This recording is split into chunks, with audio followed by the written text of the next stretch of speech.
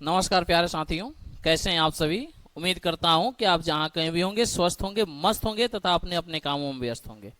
My dear student, मैं आपको बता दूं कि जो है इस चैनल पर आप सभी को शुरू से बिल्कुल ही बेसिक से, अगर आप क्लास 10वीं के विद्यार्थी हैं और आपको संस्कृत जो है बिल्कुल समझ में नहीं आता है या फिर हिंदी जो है बिल्कुल समझ में नहीं आता है, आपको पढ़ने में कठिनाई होती है, समस्याएं होती है, तो आपको बिल्कुल घबराने की जरूरत नहीं है, क्योंकि आज से जो है आपके लिए मैं एक संपूर्ण पाठ्यक्रम को लेकर के आया हूं संस्कृत और हिंदी का, जो कि बिल्कुल ही जीरो लेवल से हाई लेवल तक आपको बताया जाएगा, है ना। तो आप लोग जो है इस चैनल के साथ जुड़े रहिए, ताकि जो है आपको जो भी वीडियो अपलोड किया जाए आपके पास जल्द से जल्द पहुंच सके।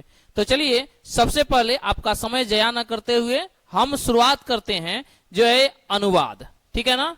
अनुवाद को हम लोग जानेंगे कि अनुवाद क्या होता है। ओके, तो अनुवाद को हम लोग जानेंगे। तो देखेंगे, अनुवाद को हम लोग इंग्लिश में जो है ट्रांसलेशन बोलते हैं। क्या बोलते हैं माय डियर स्टूडेंट? इसको बोलते हैं हम लोग ट्रांसलेशन।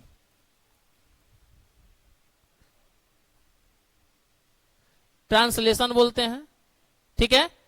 तो अगर हम आपसे बोलें कि जो है हिंदी से अंग्रेजी में ट्रांसलेट कीजिए, या अंग्रेजी से हिंदी में ट्रांसलेट कीजिए, या फिर संस्कृत से हिंदी में अनुवाद कीजिए, या फिर हिंदी से संस्कृत में अनुवाद कीजिए, तो जो है अनुवाद हम लोग करेंगे तो जो है इसका प्रभाव क्या पड़ेगा। तो हम देखेंगे कि अनुवाद जब भी हम लोग करते हैं तो जो है भाव हमारा सेम रहता है। जैसे मैं कहूं कि मैं पटना जाता हूं, मैं पटना जाता हूं। ठीक है, मैं पटना जाता हूं। तो अगर हम इंग्लिश में बोलें कि इसका इंग्लिश कीजिए, यानी कि हिंदी में दिया गया है और इसको आपको अंग्रेजी में बनाना है, तो आप बनाएंगे आई गो टू पटना। ठीक है। अगर हम कहें कि इसको संस्कृत में बनाइए, तो इसका संस्कृत होता है अहम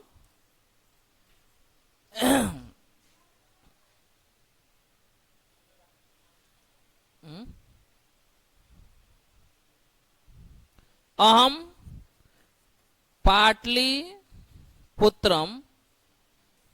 गच्छामि। ठीक है। तो आप यहां पर देख सकते हैं कि जो है मैं पटना जाता हूं, यह हिंदी का वाक्य है। यहां है आई गो टू पटना, यह अंग्रेजी का सेंटेंस हो गया। और यहां पर अहम पाटलिपुत्रम गच्छामि, यह संस्कृत में हो गया। तो यहां पर आप देखेंगे कि जो है भाव आपका सेम है। सेम कैसे? कि पटना जाने का, यहां एक तरफ हिंदी में बोले, एक तरफ आप अंग्रेजी में बोले, और एक तरफ आप संस्कृत में बोले। इसमें हुआ क्या कि जो है शब्द का जो है आप क्या किए कि रूप परिवर्तित कर दिए। जैसे यहां पर था हिंदी में, तो उसको आपको क्या किए इंग्लिश में कर दिए। यहां इंग्लिश में था तो उसको आप संस्कृत में कर दिए। तो अनुवाद की परिभाषा अगर निकल करके आएगी तो हम आपको बता दें कि किसी एक भाषा के शब्द को दूसरे भाषा के शब्द में बदल देना, परिवर्तित कर देना, चेंज कर देना ही अनुवाद कहलाता है। उम्मीद करता हूं कि आपको समझ में आ गई होगी कि अनुवाद क्या होता है। फिर से आप समझ जाएंगे अनुवाद की परिभाषा कि किसी एक भाषा के शब्द को दूसरे भाषा के शब्द में परिवर्तित कर देना, चेंज कर देना, बदल देना ही अनुवाद कहलाता है। ठीक है ना। आप लोग जो है जहां कहीं भी बैठ करके देख रहे हो, तो जो है कम से कम आप लोग अपना कॉपी लेकर के, नोटबुक लेकर के बैठेंगे और उसको नोट करते जाएंगे जैसे जैसे आपको बताया जा रहा है, क्योंकि लिखना भी जरूरी होता है। और आपके मोटिवेशन के लिए मैं एक लाइन आपसे कहना चाहूंगा कि मोहब्बत हो या जंग हो, भरपूर होनी चाहिए। मोहब्बत हो या जंग हो, भरपूर होनी चाहिए। जीत हो या हार हो, मंजूर होनी चाहिए। ठीक है ना।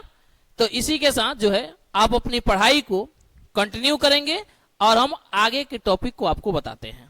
और अगला जो टॉपिक है कि अनुवाद जब हम लोग करेंगे तो अनुवाद किस चीज का करेंगे। यहां पर हम लोग अंग्रेजी से हिंदी तो नहीं करने वाले हैं, या फिर हिंदी से अंग्रेजी तो नहीं करने वाले हैं। जब हम लोग पढ़ रहे हैं संस्कृत, तो संस्कृत से हिंदी में अनुवाद करना सीखेंगे, या फिर हिंदी से संस्कृत में अनुवाद करना सीखेंगे। तो चलिए हम लोग हिंदी से संस्कृत में अनुवाद करना सीखते हैं, किस प्रकार से हम लोग हिंदी से संस्कृत में अनुवाद बनाते हैं। तो आइए अब हम लोग जो है सबसे पहले संस्कृत में हमको लकार जानना होता है, ठीक है ना। तो लकार को हम लोग इंग्लिश में टेंस के नाम से जानते हैं और हिंदी में काल के नाम से जानते हैं, ये ध्यान में रखेंगे। जिसको संस्कृत में लकार के नाम से जानते हैं उसी को हम लोग हिंदी में काल के नाम से जानते हैं और उसी को अंग्रेजी में टेंस के नाम से जानते हैं। तो आपको तो ये पता होगा कि अंग्रेजी में टेंस जो है वह 3 प्रकार के होते हैं, present tense, past tense, future tense. Hindi में की अगर बात करते हैं तो हिंदी में भी 3 प्रकार के होते हैं, वर्तमान काल, भूतकाल, भविष्यत काल। लेकिन जैसे जो है संस्कृत की बात आती है, घबराइएगा मत, अगर हम बताएंगे तो घबराना नहीं है आपको। संस्कृत में 10 होते हैं। कितने होते हैं जी? 10 होते हैं। तो 10 का नाम सुन करके घबराना नहीं है आपको, 10 पढ़ना नहीं है। हालांकि जानकारी के लिए आप पढ़ सकते हैं, कोई दिक्कत नहीं है, लेकिन क्लास 10th तक ले आपको जो है 5 पढ़ना है, ये ध्यान में रखेंगे। और 5 ही आपको बताया जाएगा। जब आप 5 को संपूर्ण तरीके से सही से आप क्लियर कर लेंगे तो आपको जानकारी के लिए 5 और बता दिया जाएगा। तो अभी जो है वो 5 कौन कौन सा पढ़ना है उसको हम लोग देखेंगे। तो पहला जो है लट लकार। लट लकार का मतलब होता है वर्तमान काल, ये ध्यान में रखेंगे, वर्तमान काल। इसके बाद से दूसरा होता है लंग लकार। लंग लकार का मतलब होता है भूतकाल, ठीक है। इसके बाद से आपका आता है लिरीट लकार। तो लिरीट लकार का मतलब होता है भविष्यत काल। लिरीट लकार का मतलब होता है भविष्यत काल।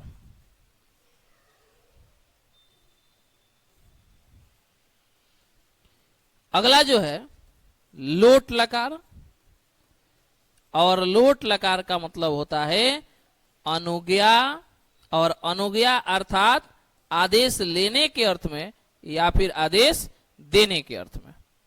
इसके बाद अगला जो है वह होता है आपका विधि लिंग लकार। विधि लिंग लकार। और विधि लिंग लकार का मतलब होता है चाहिए के अर्थ में, ये ध्यान में रखेंगे, चाहिए के अर्थ में। तो देखिए हम लोग गलती कहां कर बैठते हैं, पूरी तरीके से जो है टॉपिक को विस्तार से हम लोग नहीं पढ़ते हैं और अनुवाद करना शुरू कर देते हैं। तो सबसे पहले जरूरी है कि एकदम बिल्कुल ही संयम के साथ धैर्य बना करके कंसेप्ट को पढ़ना और तब जाकर के अनुवाद को बनाना। तो अब जो है हम लोग जानेंगे कि लकार को किस तरीके से पहचान करेंगे, कैसे लकार को पहचान करेंगे कि कौन सा जो है वाक्य जो है कौन से लकार में दिया गया है। अगर ये पहचान करना यदि आप सीख लिए तो समझिए कि अनुवाद का 50% जो है भाग आप समझ गए, क्योंकि सब टिका हुआ है लगभग 50% लकार पहचानने पर। क्योंकि आपको पता ही नहीं होगा कि जो है वाक्य कौन से लकार में दिया है तो फिर आप बनाएंगे कैसे। इसलिए यह अत्यंत जरूरी हो जाता है लकार की समझ होना, लकार की पहचान करना। तो चलिए अब हम आपको बताएंगे कि वाक्य के अंत में क्या क्या रहेगा, तो कौन से लकार में आएगा, और उसको हम लोग जानेंगे और समझेंगे। यहां अभी फिलहाल आप शुरू फिर से आप जान जाइए कि हमको पढ़ना है 5, और 5 में आपका लट लकार, लंग लकार, लिरीट लकार, लोट लकार, विधि लिंग लकार। यानी लट लकार का मतलब हुआ वर्तमान काल, लंग लकार का मतलब हुआ भूतकाल, लिरीट लकार का मतलब हुआ भविष्यत काल, और लोट लकार का मतलब हुआ अनुज्ञा, और विधि लिंग लकार का मतलब हुआ चाहिए के अर्थ में। अब चलिए आगे हम लोग देखते हैं। तो आगे जो है लट लकार को हम लोग जानेंगे कि लट लकार में आखिर वाक्य के अंत में क्या क्या दिया रहेगा, तो हमको पहचान हमें आ जाएगा कि यह वाक्य जो है वह कौन से लकार का है। तो देखिए आप वाक्य के अंत में है, हैं, हूं, और हो, बस इतना ही आपको देखना है, इससे ज्यादा नहीं देखना है। वाक्य के अंत में हैं, हूं, हो या हैं ये आपको दिखाई दे, समझ जाएंगे कि वो वर्तमान काल का है। जैसे मैं पढ़ता हूं, मैं पढ़ता हूं। अगर आपसे पूछें कि यह कौन से लकार का वाक्य है, तो देखिए यहां पर हूं दिखाई दे रहा होगा आपको, तो आप सीधा तौर पर डायरेक्ट आप बोलेंगे कि ये लट लकार का वाक्य है। उसी प्रकार से तुम पढ़ते हो, तुम पढ़ते हो, यहां अंत में हो दिखाई दिया, यहां हो है तो हो दिया है, यानी कि ये आपका लट लकार का है। उसी प्रकार से महेश लड़का है, महेश लड़का है, यहां पर है दिया है, तो ये कौन से लकार का है जी? ये लट लकार का है। उम्मीद करता हूं कि आपको लट लकार में वाक्य को पहचानना समझ में आ गया होगा कि जो है किस तरीके से वाक्य के अंत में क्या दिया रहेगा, तो हम मानेंगे कि ये लट लकार का वाक्य है। अब जो है हम बात करते हैं लंग लकार की, ठीक है ना। तो लंग लकार को हम लोग जानेंगे, और आपको बता दें कि लंग लकार जो है हम लोग दो तरीके से लिखते हैं। एक आप ऐसे भी लिख सकते हैं और एक आप इस तरीके से भी लिख सकते हैं, ठीक है ना। मूल रूप से आपका यही सही होता है लंग लकार, लेकिन लिखने के लिए हम लोग ऐसे भी लिखते हैं, ठीक है। लंग लकार का मतलब होता है भूतकाल, ठीक है। ये बिल्कुल आप लोग याद रखेंगे कि लंग लकार का मतलब क्या होता है। अब देखिए इसमें आप देखेंगे ना, वाक्य के अंत में था, थे, थी ये दिखाई देगा, ठीक है ना। जैसे मैं पढ़ता था, मैं पढ़ता था, तो मैं पढ़ता था, वाक्य के अंत में था दिखाई दिया, तो ये आपका जो है लंग लकार का वाक्य है। उसी तरीके से हम लोग पटना जाते थे, हम लोग पटना जाते थे, यहां पर थे दिखाई दिया, तो ये आपका लंग लकार का हो गया। तुम लोग हंसते थे दिखाई दे गया, लंग लकार का हो गया।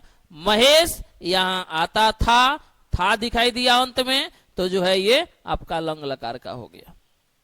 इसके बाद से लिरिट लकार, लिरिट लकार यानी कि भविष्यत काल, भविष्यत काल। इसमें वाक्य के अंत में गा, गे, गी देखने को मिलेगा। जैसे वह पढ़ेगा, वह पढ़ेगा, तुम लोग हंसोगे, वे लोग दौड़ेंगे, महेश नाचेगा। इस तरीके का वाक्य जो है अगर आपको दिखाई दे और इस वाक्य के अंत में गा, गे, गी दिखाई दे, तो आप समझ जाएंगे कि ये जो है भविष्यत काल का वाक्य है। अब जो है इसके बाद से आता है आपका लोट लकार। तो लोट लकार यानी कि अनुज्ञा, और अनुज्ञा का मतलब होता है आदेश लेने के अर्थ में या फिर आदेश देने के अर्थ में, ठीक है ना। आदेश लेने के अर्थ में या फिर आदेश देने के अर्थ में। जैसे अगर आप क्लास से बाहर जाते हैं तो आप अपने टीचर से, शिक्षक से आप पूछते हैं कि मे आई गो आउट सर, यानी कि मैं बाहर जा सकता हूं सर। मे आई कम इन सर, जब आप आते हैं तो क्या मैं अंदर आ सकता हूं सर, आदेश लिए। या फिर शिक्षक आपसे बोलते हैं कि तुम बैठो, तो आदेश दिए, तुम यहां आओ, तुम वहां जाओ, तुम यह काम मत करो। इस तरीके का अगर वाक्य आपको दिखाई दे तो एकदम सीधा आंख बंद करके आपको लोट लकार में बनाना है। अब आगे देखेंगे, इसके बाद से विधि लिंग लकार, विधि लिंग लकार, विधि लिंग लकार।